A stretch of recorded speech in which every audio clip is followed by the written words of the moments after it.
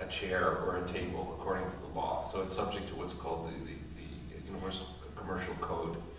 And the issue here is that if I give if this were an artwork and I give it to another person and that person runs a gallery, they have creditors.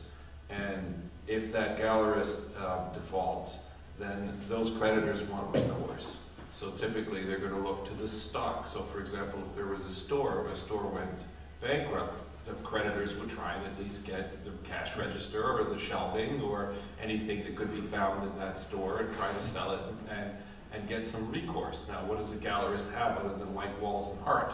I mean, not a lot. So typically in states that don't have sophisticated art law, New York does, we'll return to that in a second, the art could be considered something like the shelving and the cash register, so that if that gallerist defaults, then the creditor will want the art and try and sell the art in order to make up the loss.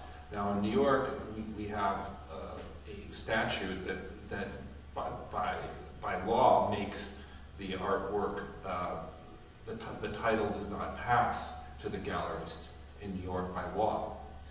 There is a very complicated exception to that, but the two people, the artist and the gallerist, would have to contract specifically around that provision. So here in New York, it's not as critical. In fact, it's not necessary to do a UCC filing in most cases, but in other states where it's not it's not a statute that says the title doesn't pass, you can get into a situation like here in New Mexico where the gallerist defaults, the landlord comes in and wants to take the property and sell it.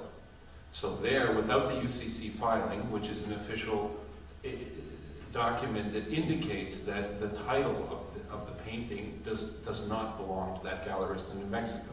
It belongs to you. And that's on file so that if a landlord or a creditor wanted to assess what recourse was available, the UCC filing would show them clearly and unmistakably that they could not have recourse to the art that is so registered with the UCC filing. So again, just to close it, the UCC filing is advisable in those jurisdictions where there isn't the same type of protection we have for artists in New York in terms of the passage of title towards artwork. So you have, just to close the concept out, possession and title. If I give my watch to Anne, for example, she holds it in her hand, but it's my watch. I have title, she has possession. In a place where that is not as clearly defined, it could be that Anne could hold out that the watch belongs to her and I would have less recourse. So that's just the division between possession and title.